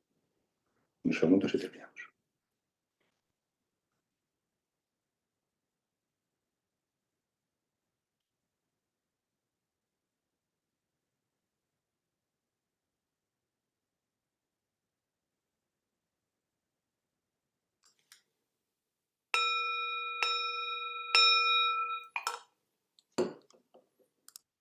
Acabamos a nuestro ritmo, y lo que es bonito siempre en la meditación es que no haya una ruptura entre la meditación y la posmeditación, ¿no? Que esa sensación de bienestar podéis mantenerla luego, a posteriori, ¿no? Belén pregunta si samsara nunca puede ser perfecto, efectivamente, ¿no? Por definición, no lo afirma, sí, sí. Por definición es así, ¿no? La estructura defectuosa del samsara es una de las grandes. Y ¿me dejas 5 minutos, Rafa, para terminar? Sí. Bien. Entonces, no sé si queréis comentar algo sobre la práctica, conforme vais haciendo resulta más fácil, quiere decir que al principio os va a resultar un poco más difícil, pero en cuanto hayáis hecho 2 o 3 veces vais a ver que y toda la estructura de todos ellos son muy parecidas. Iríamos a la ecuanimidad. La ecuanimidad es la más complicada. La ecuanimidad simplemente la comento, no pensaba hacer la práctica porque es difícil para mucha gente. Fijaos que la ecuanimidad sería percibir por igual a todos los seres, a amigos y enemigos, lo cual es complicado, ¿no? La ecuanimidad se representa en la tradición budista, pero está en otras tradiciones, como alguien, ¿no? Buda o nosotros mismos, que encima de una pierna tiene a un amigo que le está abrazando, le desea todo el bienestar, y encima de la otra pierna tiene a un enemigo que le está deseando matar con un cuchillo, ¿vale?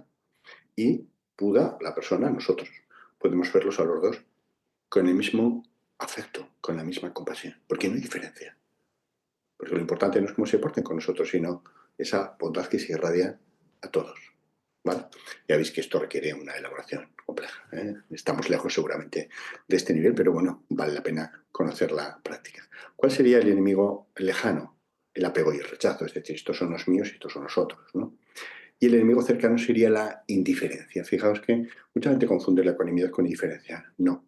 no es que paso de todo, que les den a todos, no. Veis que ve a las dos personas con la misma intensidad de compasión, deseando para ambos que no sufran, deseando para ambos que sean felices, porque las cuatro Brahmaviharas van juntos, es decir, sienten esa bondad amorosa, esa compasión hacia todos sin diferencia, ¿vale?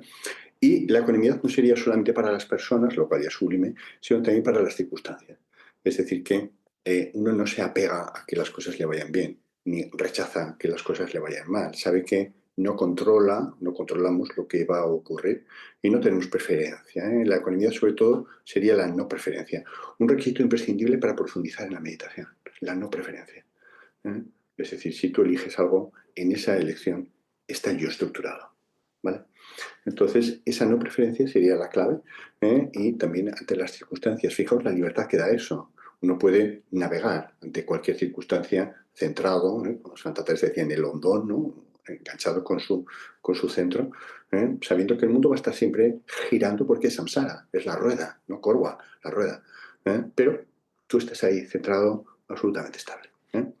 Ese sería el concepto de ecuanimidad, que veis que es complejo, tanto los enemigos cercanos como los lejanos, ¿no?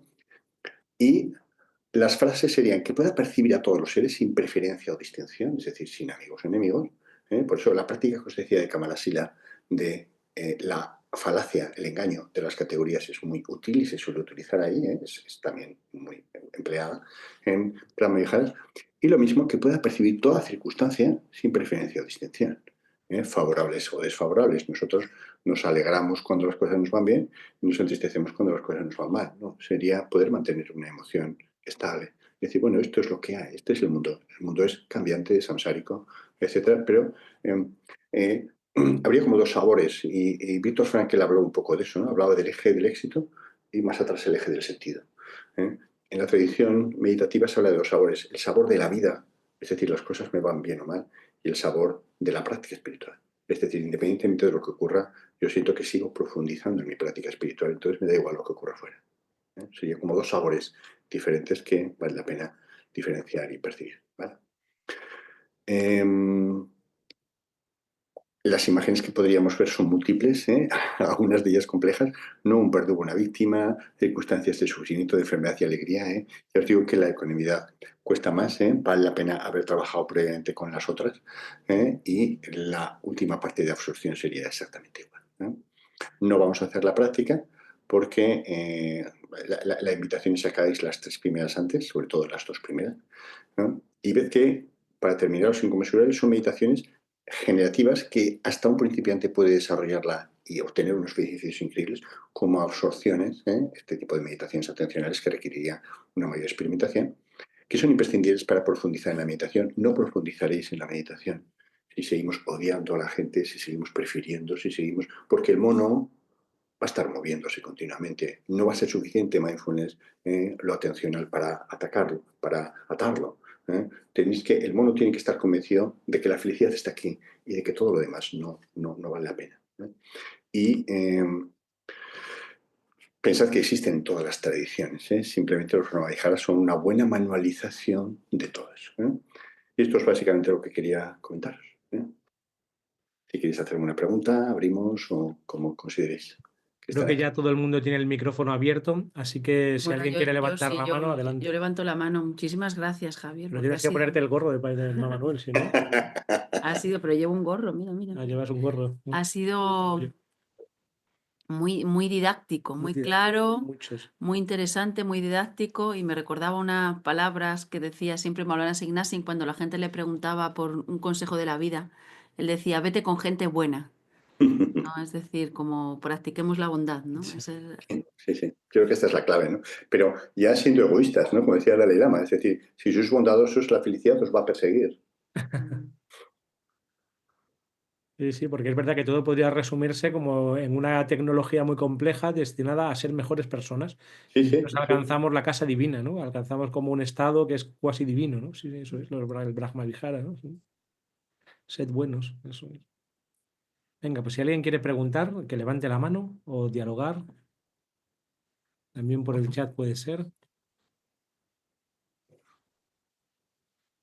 que estamos todos ahora ¿Algún viviendo. Rafaelita, Manolo, quiere comentar? ¿No? No, bien. Aquí. No, nunca había meditado así y bueno, pues me ha resultado pues muy instructivo y muy interesante este punto de vista. Y luego, bueno, me ha rechinado un poco lo que acabas de decir de para ser mejor persona.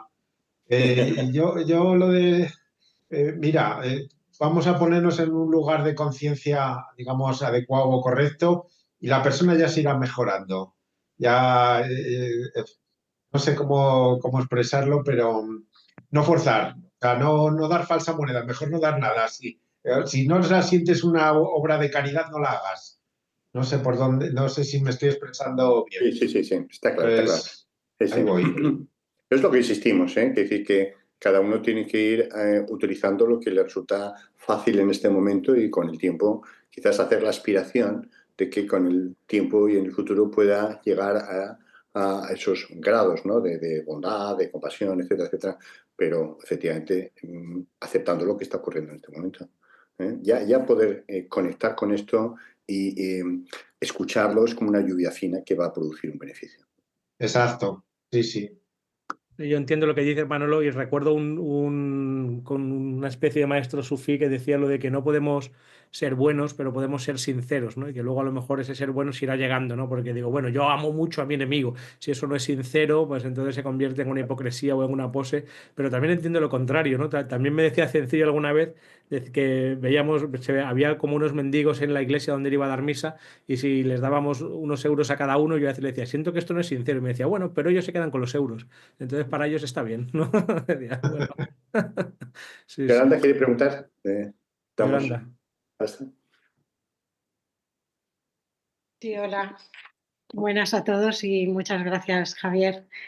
Quería preguntarte por la atencional, porque quizá es la que más he practicado, porque Sí, un maestro al que sigo, que a lo mejor muchos conocen, que es Shesha o Iván Oliveros.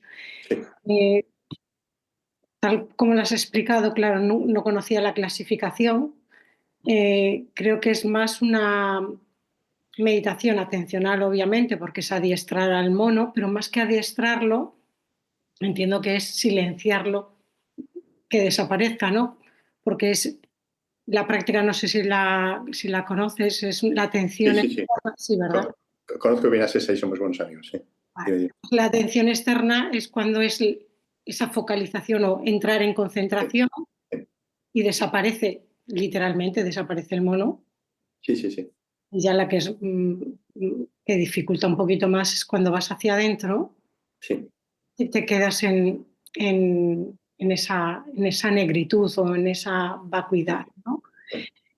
Yo eso también lo ligo con, que no sé si es correcto, con la deconstrucción, Sí. Son ¿no? meditaciones muy constructivas, ¿eh? Él es Vedanta Advaita ya sabes que es no dual, entonces son meditaciones muy deconstructivas, sí. Digamos que habría como un proceso más rápido o brusco, digamos, y un proceso más progresivo, ¿no? Lo que yo estoy contando es un proceso más progresivo, que este ha sido siempre un tema en las escuelas orientales, ¿no? Hay escuelas más de iluminación no rápida porque no es menos tiempo, sino brusca, súbita y más progresiva. Entonces, bueno, esa es de esa escuela, que está perfecto. Muchas gracias. A ti. Belén, ¿querías preguntar también? Sí, muchísimas gracias. Ha sido maravilloso, muy profundo y muy para mí muy didáctico también. La dedicación de mérito entraría, o sea, se podría hacer al Sí, final de todas. sí. ¿Y tú piensas que entraría más dentro de alguna de ellas? Bueno, ya sé que se puede hacer siempre después de las meditaciones, pero Sí.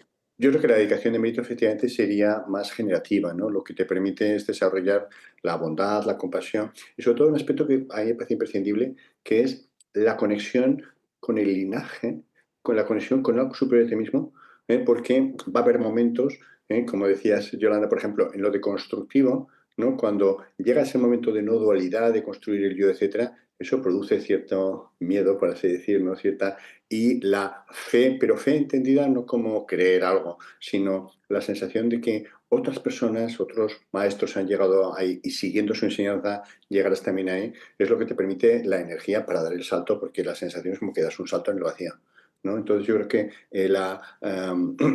todo lo que tiene que ver con la dedicación de méritos, el linaje, etcétera, es muy importante, ¿eh? En la Advaita, el linaje sería con el propio. El Advaita no es tan de linaje, no se dice que son como champiñones, no, los maestros como setas que aparecen ahí, pero también estaría el linaje en el sentido de que es tu maestro, ¿no? Que sí que eso también te permite este aspecto. Sí, sí, sería generativo, Belén. Yo tengo una pregunta que va a parecer un chiste, pero es totalmente sincera. ¿Cómo? Hombre, así con ese Así gorro. ya, con este gorro. No hace falta que seas bueno, Rafa, con que seas sincero. Eso.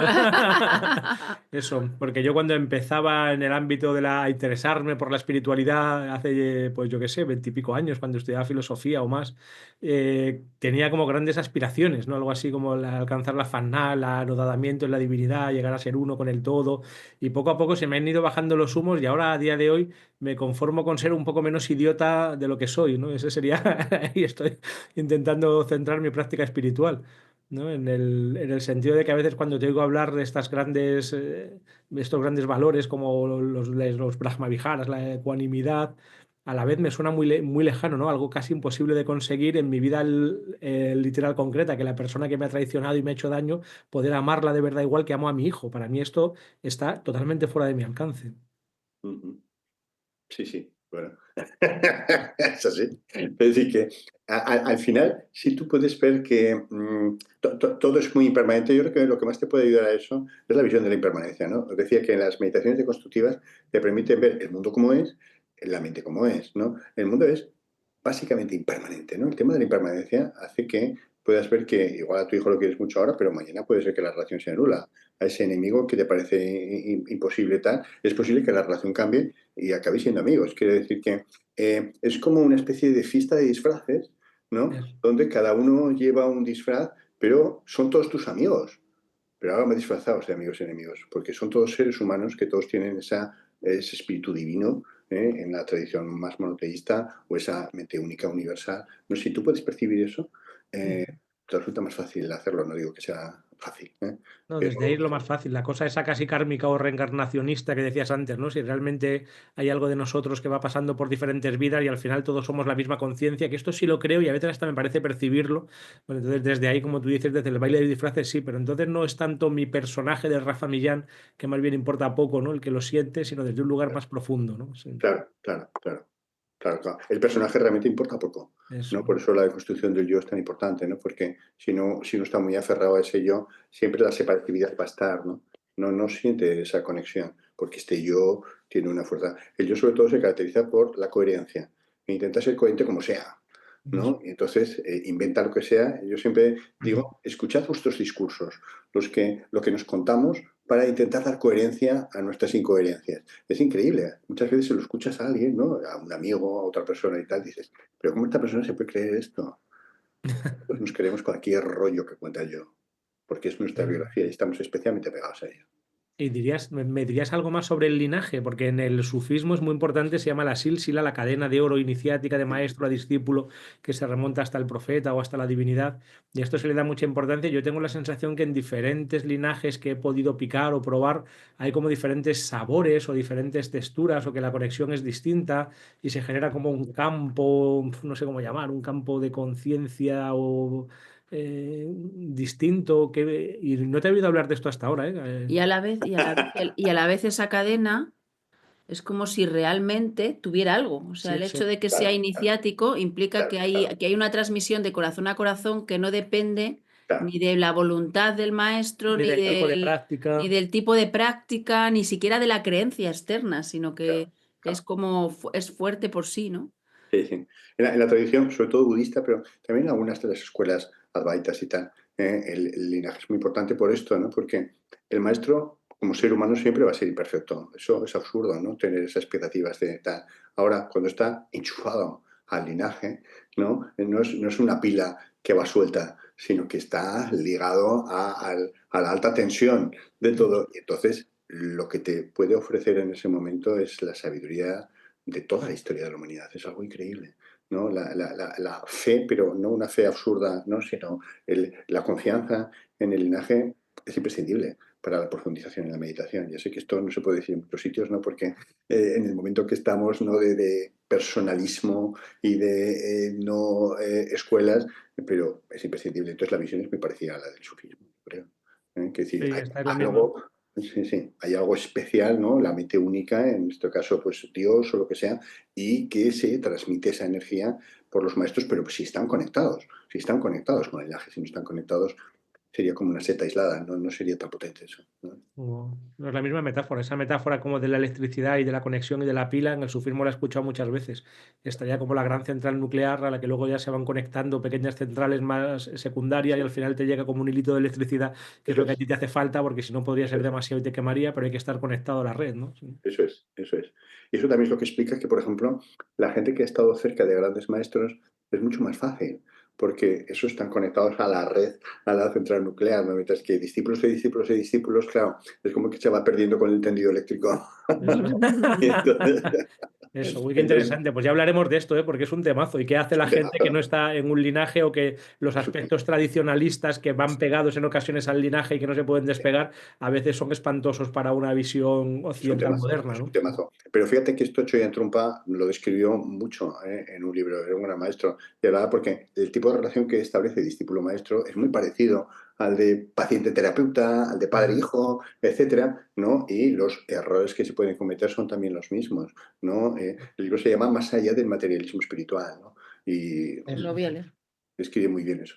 Manolo y luego Andrea, Sí, venga. hasta que Rafa y Mardía me digan fuera. No, Bueno, hasta yo que se te gaste la pila, ¿eh? Hasta que primero se te quería gaste la pila. darle voz al compañero que ha escrito un mensaje, Jauma, ha escrito Sí, un mensaje al lado y bueno, pues creo que lo correcto es primero leer el mensaje de él y luego mi pregunta, que es más bien una observación muy breve, lo que yo quiero decir.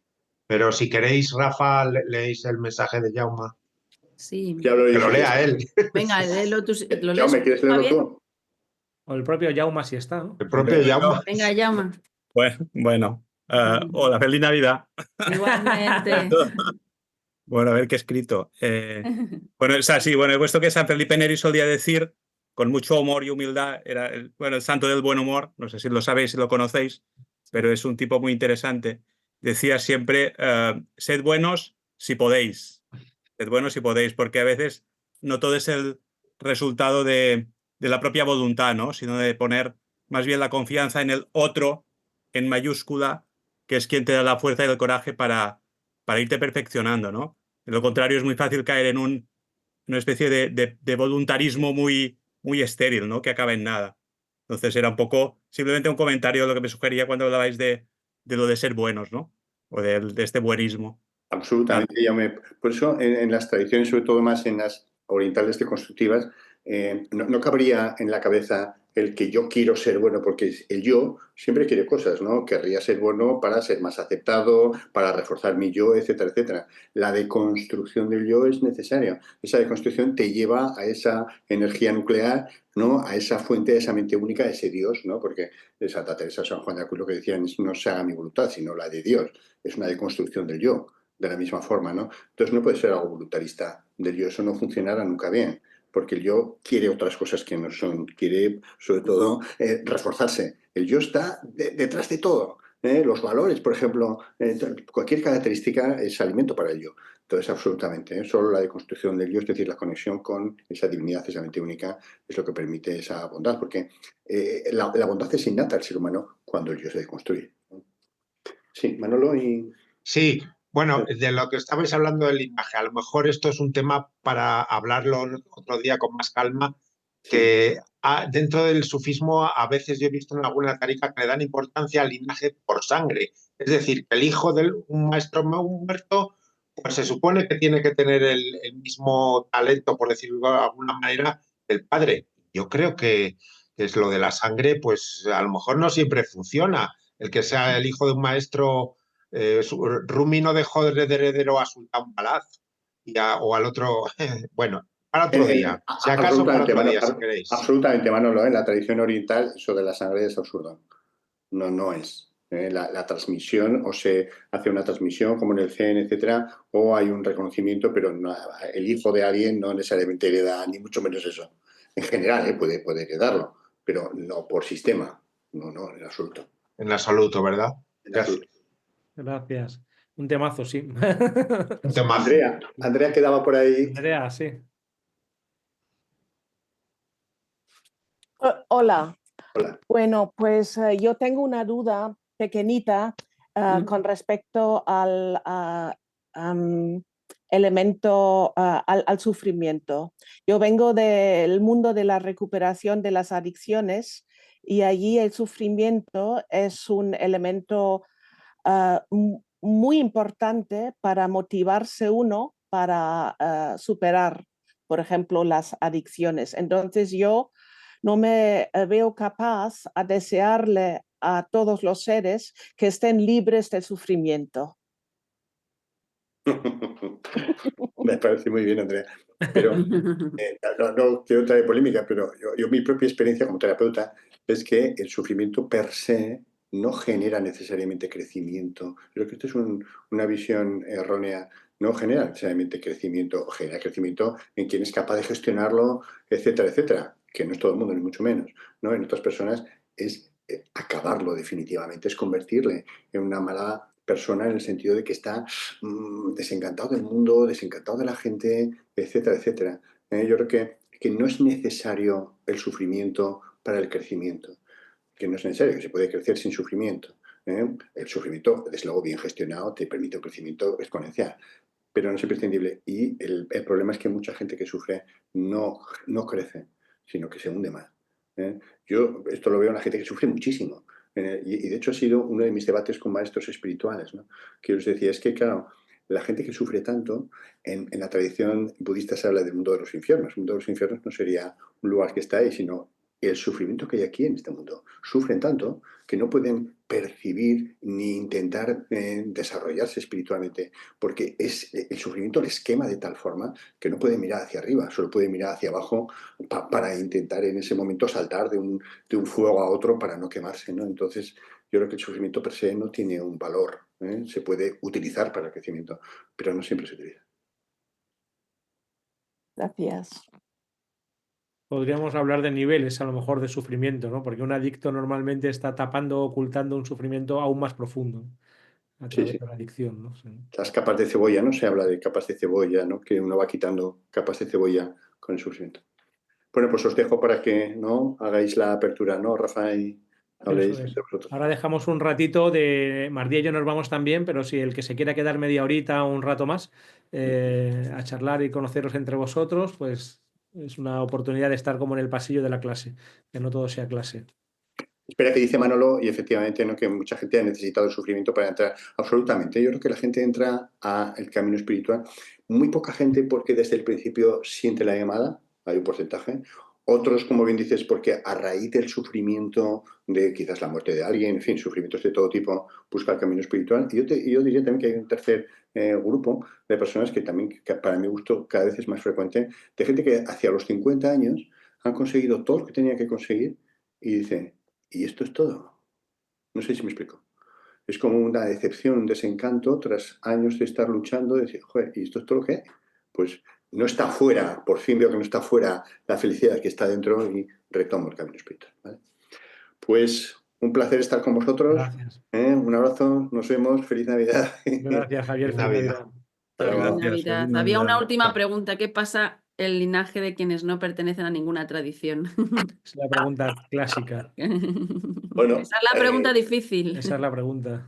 Bueno, pues yo creo que puedes profundizar, pero no te beneficias, perdón la redundancia, de los beneficios del linaje. Yo creo que el linaje per se tiene unos beneficios tremendos, pero mucha gente, incluso aun estando en la tradición, no cree en el linaje. No sé si me explico. Yo conozco mucha gente que puede ser budista, que quizás es lo que más conozco yo, advaita, conozco también, etcétera, pero no cree en los beneficios del linaje y no se beneficia de ello, pero eso no quiere decir que no pueda profundizar, seguramente con menos intensidad y con menos rapidez, pero puede profundizar igual. Gracias. Chao. Adiós, adiós. Muchas gracias, Muchas Javier. Bueno, pues Adiós, adiós, gracias. Gracias. La semana que viene me Adiós. toca a mí. Y además empezaremos el día 1, empezaremos el año hablando de la compasión y de la misericordia también. O sea, cogemos el testigo de Javier y a ver qué nos sale la semana que viene. Intentaremos estar un rato antes, por si a alguien le apetece conectar un ratito antes, a las 7 o 7:10. Bueno, gracias a todos. Mardía y yo nos vamos, Gracias. pero yo dejo abierta la conexión. Vale, gracias y feliz Navidad a todos. Adiós. Navidad, Feliz amigos. Navidad. Navidad. Adiós, feliz Adiós, Navidad. adiós. Adiós, adiós. Adiós, feliz Navidad.